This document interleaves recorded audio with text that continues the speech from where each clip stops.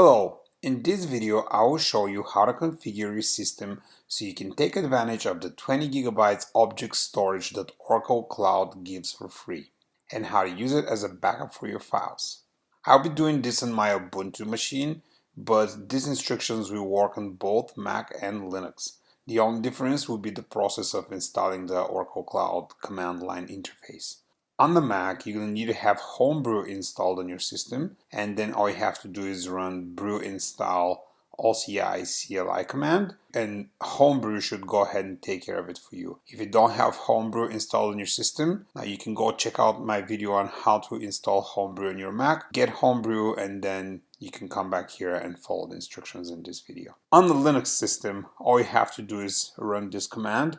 It will download the installation bash script and it will automatically start it for you. So I'm going to go ahead, click enter here. The script's going to start, and then it's going to ask you a few questions here, like as far as where do you want it to install the Oracle Cloud Interface. The default options, it will put it in your root home directory. I don't like that, so I'm going to go in and put it in my opt directory. So it's going to say opt, and then I'm just going to copy the exact same path here that they're giving it. I just don't want it to be in my home directory, but if you want, you can just keep the defaults. For the bin file, I'm going to do the exact same thing. I'm just going to say put it in my opt, and then go bin, and I'm going to do the same thing for my scripts. So they're going to go into opt, and there you go. Here it's going to ask you if you want to install some additional packages. I'm just going to leave it by default. And here it's going to ask you if you wanted to update your path file. So you definitely want to say yes on this one.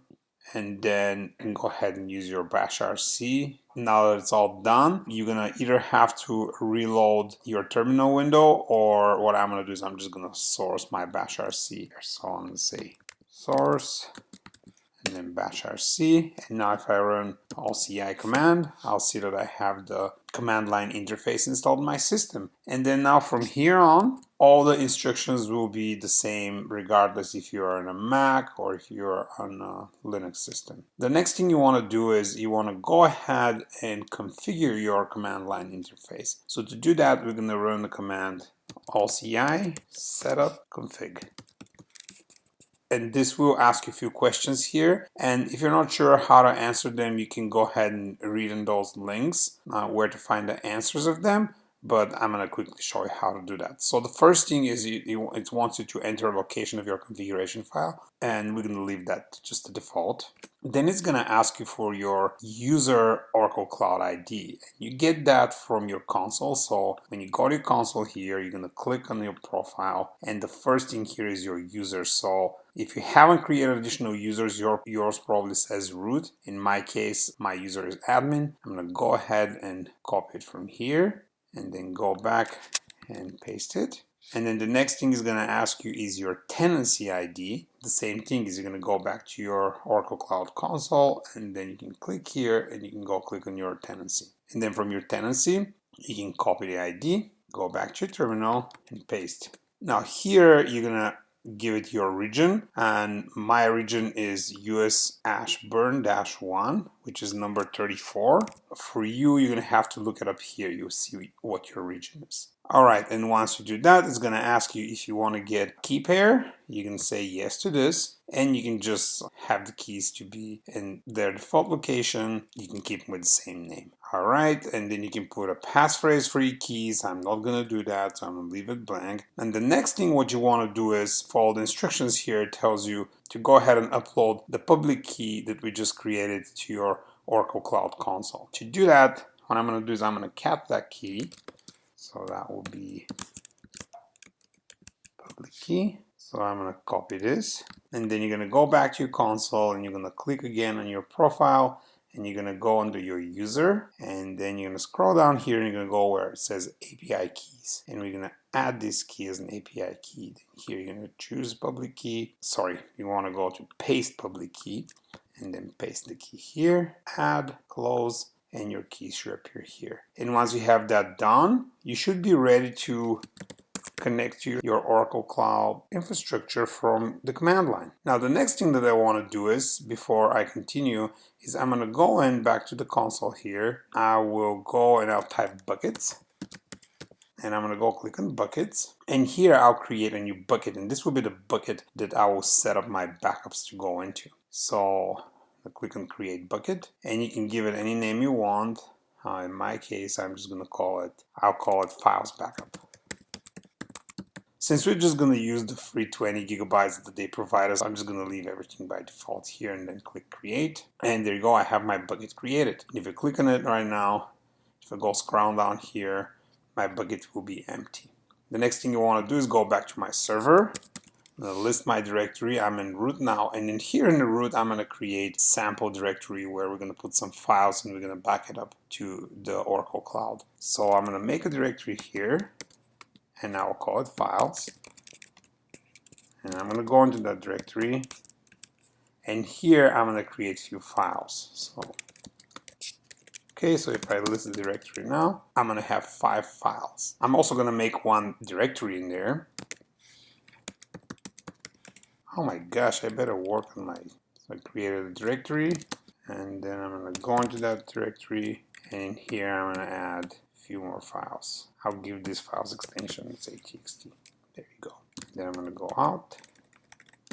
Okay, so now if I list this file directory, I can see that I have directory files with 5 files in there, and then subdirectory in it that has 5 more files. And so what we're going to do next is we're going to go ahead and copy those files from here to our bucket on Oracle Cloud. So to do that, the first thing you need to get is your namespace. Namespace is a unique identifier that is specific to your tenancy that you needed in order to run commands against your buckets.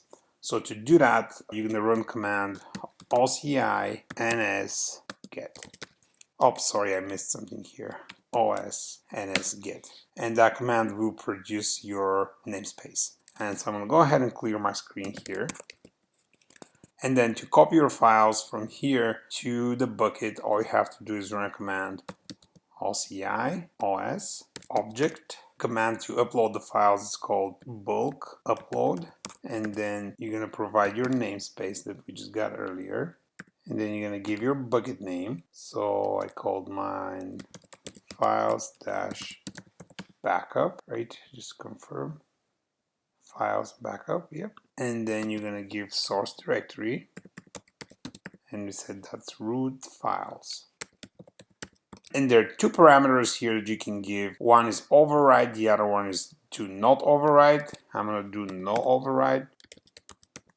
So basically what that's going to do is if the files that you're trying to upload exist in the bucket, it will not override it. It will just skip the upload. And if you set it to override, then if the files exist, it will go ahead and override with the new files. So I'm going to go ahead and run this now. And this should go ahead and upload all of our files. So now if I go here and I refresh my bucket, and I'll see all the files 1 through 5 here, and in my subdirectory that I made, I'll have 5 more files with extension txt. If I go ahead now and run this one more time, since I have the no override parameter and all these files already exist there, it's just gonna skip all these files. And so the next thing that you can do is you can kind of automate that. And I'm just going to do a very basic cron job. But if you want, you can make like a nice script, a bash script that does some fancy things and some logging and stuff like this, and have that run for you as a backup. But in my case, what I'm going to do is just put this command in a cron job, so we can schedule it to run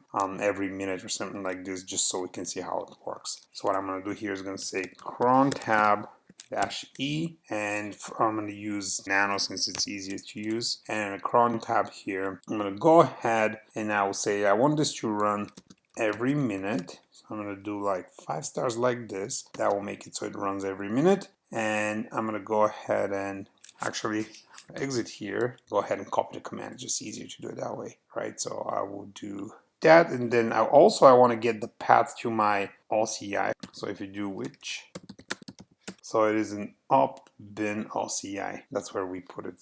If you did the default, yours will be in a different place, but I changed mine. So mine is an up bin OCI. Yours is, if you didn't change the default, it's probably in your user's home directory bin OCI. Anyway, now I'm going to go back to my cron tab, and so I have 5 asterisks here, which means this job's gonna run every minute. And then I'm gonna paste my command here. Just go here at the beginning and give full path to the OCI command. So that'll be opt bin and then OCI, right? And again, you can create a nice script that keeps logs and all that stuff. I'm just gonna do it just to prove that it works.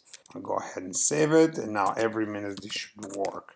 So now if I go ahead and let's list my files directory. And as you can see here, we have 5 files in the subdirectory. If I go ahead and make another file here, so let's see, I'm going to do touch files, and I'm going to call it test auto backup. Okay. And if I list it again, there's going to be a file called test auto backup. And now if I go here and refresh, that file should come up. It's not here yet, so we just have to wait a minute for the cron job to kick in. Now refresh one more time, not in yet. And there you go.